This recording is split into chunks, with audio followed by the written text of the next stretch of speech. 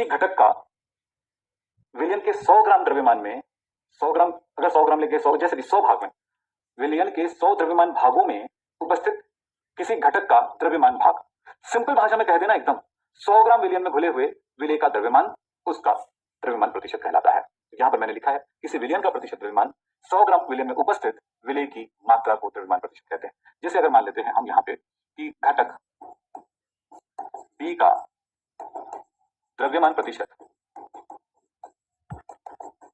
तो इसका मतलब हुआ कि B का द्रव्यमान इंटू 100 बटा विलयन का कुल आयतन, विलयन का कुल द्रव्यमान, सॉरी विलयन का कुल द्रव्यमान। यस, अब इस चीज को मैं याद करके लिख दूं, B का द्रव्यमान प्रतिशत इज इक्वल टू, हम लिख सकते हैं विलेय को कैसे दर्शाते हैं, B से दर्शाते हैं ना। अब B के द्रव्यमान को दर्शाएंगे, द्रव्यमान होता है W, तो W B कहते हैं इंटू 1000 बाई, अगर ये बाइनरी सॉल्यूशन है तो बाइनरी सॉल्यूशन में तो समझे ना, द्विअंगी विलयन बाइनरी सॉल्यूशन। तो बाइनरी सॉल्यूशन में क्या हुआ, द्विअंगी विलयन में क्या होता है कि A और B बस है, तो एक घटक हुआ A WA और दूसरा घटक हुआ WB, यानी ये विलयन का कुल द्रव्यमान हो गया। तो इस तरह से भी हम इनके फॉर्मूले को व्यक्त कर सकते हैं। तो द्रव्यमान प्रतिशत क्लियर हुआ कि विलेय का द्रव्यमान प्रतिशत, इसको दर्शाने का एक और तरीका होता है यहाँ पे, जैसे यहाँ पे लिखा है WW से दर्शाते हैं, तो यहाँ पर हुआ B का प्रतिशत W ऑब्जेक्ट W बटा W है। अच्छा, प्रतिशत 100 बटा 100 ना, 1000 लिख देता, 100 ग्राम में, तो क्या होगा WB into 100 by WA plus WB 100 ग्राम में।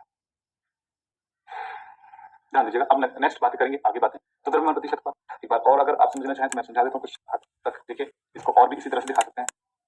अगर घटक A की बात करें तो घटक A का द्रव्यमान प्रतिशत क्या होगा, WA into 100 by WA plus WB, ये लिखा जा सकता है। चलिए, दूसरा शब्द है मोलरता। आपको याद रखना होगा, मूलतः शब्द मोल से रिलेट करता है, मोल से रिलेट करता है। मूलतः शब्द किससे रिलेट करता है, मोल से रिलेट करता है।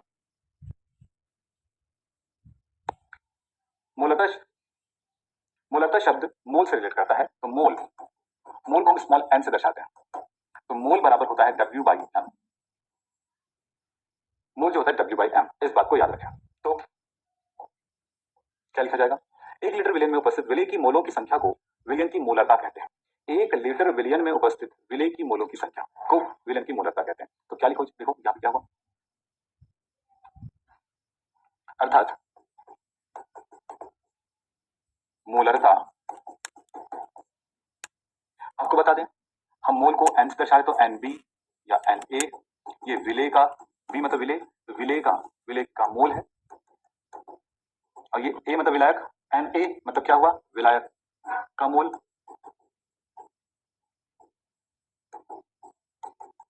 विलेय का मोल पूरा वर्ड बोलते विलेय की मोलों की संख्या, विलायक का मोल विलायक के मोलों की संख्या। चलिए, मोलरता को हम कैपिटल M से दर्शा रहे हैं, तब क्या हुआ, मोलरता बराबर, मोलरता पे ध्यान दीजिएगा, मोलरता बराबर विलेय की मोलों की संख्या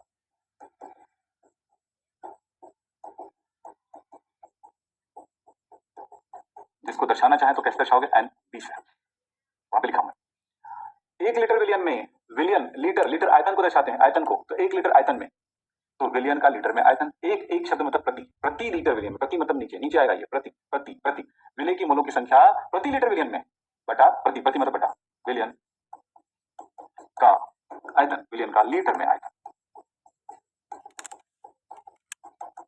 को V से शो करते हैं, तब हम इसको लिख सकते हैं कैपिटल M, और हाँ, मोलरता को दर्शाया जाता है कैपिटल M से, तो हो जाएगा विलेय की मोलों की संख्या NB by V in litre, यानी लीटर में।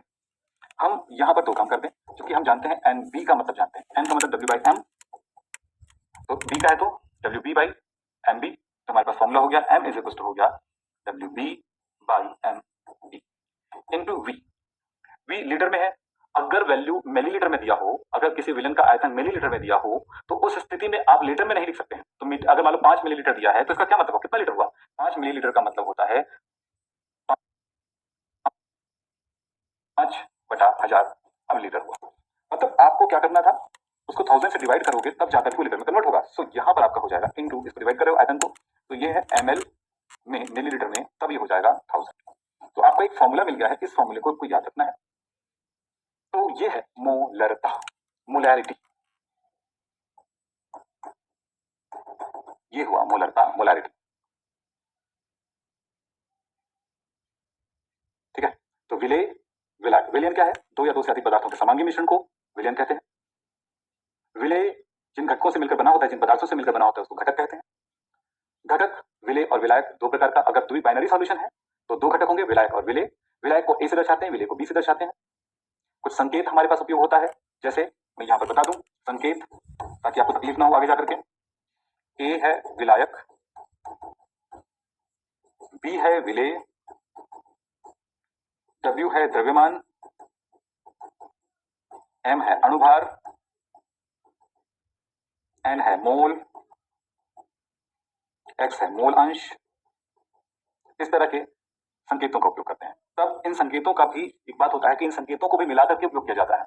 जैसे मैंने लिखा WA, तो W का मतलब हुआ द्रव्यमान और A का मतलब हुआ विलायक। तो इन दोनों द्रव्यमान विलायक का, तो विलायक का द्रव्यमान, A का द्रव्यमान, विलायक, किसका द्रव्यमान बेटा? विलायक, साफ साफ नहीं दिख रहा था, विलायक का द्रव्यमान।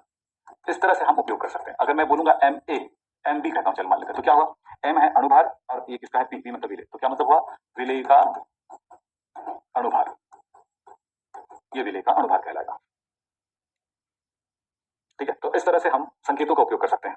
फिलहाल मोलरता का मतलब हुआ 1 लीटर विलयन में उपस्थित विलेय की मोलों की संख्या को मोलरता कहते हैं। प्रति मतलब प्रति लीटर, प्रति मतलब नीचे, प्रति लीटर विलयन में उपस्थित विलेय की मोलों की संख्या को मोलरता कहते हैं। एक दो शब्दों का सही तरह से उपयोग करें। मोलरता, मोलरता क्या है? सॉरी, अब मोललता शब्द आएगा। अब प्रति किलोग्राम विलायक में उपस्थित विलेय की मोलों की संख्या, प्रति किलोग्राम विलायक में उपस्थित विलेय की मोलों की संख्या। तो मोललता को स्मॉल m से दर्शाते हैं, स्मॉल m से दर्शाते हैं। तो मोललता इज इक्वल टू हो जाएगा विलेय की मोलों की संख्या NB। अब तो समझ में आ गया है इसको। और प्रति, प्रति मतलब बटा, ग्राम, ग्राम मतलब द्रव्यमान, द्रव्यमान किलोग्राम, द्रव्यमान, द्रव्यमान किसका? A का। प्रति किलोग्राम विलायक, ओनली विलायक, किलोग्राम द्रव्यमान के साथ विलायक, तो ये विलायक है A, और किलोग्राम के साथ है तो N, यानी केजी में, केजी किलोग्राम में। तो हमारे पास क्या होगा? अगर शब्दों में लिखना चाहते हैं तो शब्दों में लिख दे, तो मुझे तकलीफ नहीं है। विलेय की मोलों की संख्या बटा विलयन का, विलायक का, ये है विलायक का द्रव्यमान, विलायक का किलोग्राम में द्रव्यमान, लीजिए, तब हो जाएगा। हमने ये देखा, तब हमारे पास क्या हो जाएगा? अब फिर m is equal to, n का मतलब क्या होता है? WB बाई MB, और ये किलोग्राम है, WA इन ग्राम, ग्राम में, किलोग्राम को ग्राम में कन्वर्ट करोगे, फिर ग्राम को किलोग्राम में कन्वर्ट करोगे तो 1000 से डिवाइड करना पड़ेगा, तो मैंने यहाँ पर 1000 लगाया। तो ये फार्मूला मिल गया इसका। तो मोललता का फार्मूला और मोलरता के फार्मूला में क्या डिफरेंस है? मोलरता का फार्मूला है WB into 1000 by MB into V in ml, और मोललता में आपने क्या देखा? WB into 1000 by MB into यहाँ पर WA होगा इन ग्राम। तो ये होता है मोलरता और मोललता, ये दो चीजें आपने देखा। तो याद रखिएगा, मोलरता का परिभाषा होगा, मोलरता का परिभाषा कि प्रति किलोग्राम प्रति लीटर विलयन में उपस्थित विलेय की मोलों की संख्या। 1 लीटर विलयन में उपस्थित विलेय की मोलों की संख्या मोललता है। 1 किलोग्राम विलायक में उपस्थित विलेय की मोलों की संख्या को मोललता कहते हैं। अब चलते हैं मोल प्रभाज या मोल अंश। मोल अंश, इसको मोल फ्रैक्शन भी कहते हैं। किसी भी विलयन में किसी घटक का मोल प्रभाज उनके कुल मोल प्रभाजों का अनुपात होता है। क्या मतलब? देखें, मैं कह रहा हूं घटक A का मोल प्रभाज या मोल अंश इसी A घटक का मोलों की संख्या होगी। इस A घटक की मोलों की संख्या डिवाइडेड बाय घटक A और घटक B की मोलों की संख्या का अनुपात होगा। अगर वो बाइनरी सॉल्यूशन है तो, अगर बाइनरी सॉल्यूशन होगा तो Na plus NB plus NC हो जाएगा बाइनरी सॉल्यूशन के लिए। तो हम इसको ऐसे भी लिखते हैं, इसको XA, घटक A का मोल प्रभाज को हम कैसे लिखेंगे? यहां पर दर्शाने के लिए XA से दर्शाएंगे। तो XA जो होगा उसको लिखा जाएगा Na by sum of n, sum of n। यहां पर देखें, ऐसे भी लिख सकते हैं इसको। अगर घटक B के लिए लिखना है तो घटक B का मोल प्रभाज NB by Na plus NB होगा बाइनरी सॉल्यूशन के लिए। तो इस प्रकार से एक बात और समझेंगे कि विलयन का कुल मोल प्रभाज कितना होता है, कुल मोल अंश, इसको हम x से दर्शाएंगे तो इसकी वैल्यू होती है 1। इसका मतलब हुआ XA plus XB is equal to 1। तो मोलों का प्रभाज है, यह विलयन में जितना मोल उपस्थित है उसके तुलना में किसी घटक का कितना मोल उपस्थित है उनको हम मोल अंश कहते हैं। तो किसी घटक का मोल अंश उनके मोलों की संख्या तथा विलयन के कुल मोलों की संख्याओं का अनुपात होता है। अब देखें नॉर्मलता। नॉर्मलता के लिए एक चीज जानना बहुत जरूरी होता है, वो तुल्यांकी भार। तो तुल्यांकी भार क्या है उसको हम सबसे पहले देख लेते हैं। तुल्यांकी भार किसी पदार्थ की जितनी मात्रा दूसरे पदार्थ से संयोग करती है उसे उसका तुल्यांकी भार कहते हैं। ये तो परिभाषा हुआ, शायद ये बात किसी को समझ में नहीं आएगा। क्यों? क्योंकि संयोजकता से रिलेट करता है। अब इस चीज को मैं आपको दर्शाने की कोशिश करता हूं, समझाने की कोशिश करता हूं। फिलहाल तुल्यांकी भार निकालने के लिए तुल्यांकी भार को हम ई से डिनोट करते हैं, कैपिटल ई से। तो किसी का तुल्यांकी भार हम कैसे निकालेंगे? तो तुल्यांकी भार इज इक्वल टू उसका अणुभार। अणुभार को हम कैपिटल एम से दर्शाते हैं बाय उसकी संयोजकता यानी वैलेंसी। संयोजकता कितना बंध बना सकता है। तो अलग अलग पदार्थों के लिए अलग अलग सोचा जाता है। जैसे अम्ल के लिए बात हुआ, अम्ल का तुल्यांकी भार इज इक्वल टू अम्ल का अणुभार बटा इसकी बेसिसिटी होती है, क्षारकता। अभी क्षारकता का क्या मतलब है ये भी आपको बता दूं कि वो आयनीकृत होकर के कितना H प्लस दान करता है। मैं यहां पर लिख दूं मुक्त H प्लस की संख्या।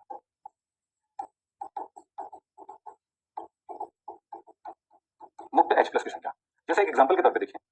एग्जांपल पहला, तुल्यांकी भार ऑफ HCl, इसका अणुभार जो भी आएगा डिवाइडेड बाय 1, क्योंकि HCl जब टूटता है तो कितना H प्लस दान करेगा, एक ही H प्लस दान करेगा और Cl माइनस 1, तो एक H प्लस है इसलिए 1। तो वैसे अणुभार इसका कितना होगा 35.5 क्लोरीन का होता है, प्लस ये हो जाएगा मतलब 36.5 बाई 1 इज इक्वल टू कितना हो जाएगा 36.5। इसका तुल्यांकी भार हो गया। एग्जांपल सेकंड, तुल्यांकी भार H2SO4 का, अब आपको समझ में आ गया होगा अणुभार बटा 2 होगा कि 2 H प्लस दान करेगा और इस तरह से ये हो जाएगा इसका 98/2 यानी कि 49। ऐसे इसका तुल्यांकी भार हो जाता है। तो हर एक पदार्थ के लिए अलग अलग तरह से निकाला जाता है। अम्ल के लिए मैं दूसरी बात कह दूं आपको, अम्ल के लिए हुआ तो मैं आपको बता दूं यहाँ पर हम अम्ल की जगह क्षार के लिए लिखते हैं। क्षार का तुल्यांकी भार, तो इसमें होगा तुल्यांकी भार, तो इसका अणुभार बटा इसमें होगा अम्लकता कहते हैं। तो अम्लकता का मतलब क्या होता है, मुक्त OH माइनस की संख्या। तो जैसे NaOH का तुल्यांकी भार मुझे निकालना है, ये क्षार है तो इसके लिए क्या हो जाएगा m/1 क्योंकि एक OH दान करेगा। CaOH ट्वाइस ये दूसरा क्षार है तो m/2 क्योंकि 2 बार OH दान करेगा, बस यही है। तो अणुभार निकाल करके उसको 2 से डिवाइड कर देंगे। तो इस तरह से तुल्यांकी भार निकाला जाता है। तो तुल्यांकी भार मतलब हुआ द्रव्यमान बटा संयोजकता। अब मैं चलता हूं नॉर्मलता। नॉर्मलता में इसी शब्द का उपयोग किया जाएगा तुल्यांकी भार। तो कैसे शब्द कहां पर उपयोग है देखिए, तो ग्राम तुल्यांकों की संख्या। यहां पर ग्राम तुल्यांकों की संख्या का मतलब होता है अणुभार जो है किसका, उसका द्रव्यमान, ग्राम में द्रव्यमान बटा तुल्यांकी भार। चलो मैं बताना चाहता हूं 1 लीटर विलयन में उपस्थित विलय की ग्राम तुल्यांकों की संख्या। तो मैं यहां पे बोल दूं इसको किससे दर्शाते हैं, कैपिटल एन से नॉर्मलता। तो नॉर्मलता का फॉर्मूला होगा विलय की ग्राम तुल्यांकों की संख्या बाई विलयन का आयतन, विलयन का लीटर में आयतन। क्या होगा n इज इक्वल टू ग्राम तुल्यांकों की संख्या को WB/EB से दर्शाएंगे और विलयन का लीटर में आयतन को V इन लीटर। तब n is equal to WB/EB into V in, अब यहाँ पर लीटर को ml में कन्वर्ट कर देता हूँ, मैं लिख देता हूँ ml में, तो कितना हो जाएगा इंटू। तो ये फॉर्मूला होता है नॉर्मलता का, इसे आप नोट कर सकते हैं। तो मुझे लगता है कि अभी नॉर्मलता, मोलता, मोललता, मोल प्रभाज और साथ में तुल्यांकी भार और नॉर्मलता आपको समझ में आ चुका है। आगे चलते हैं।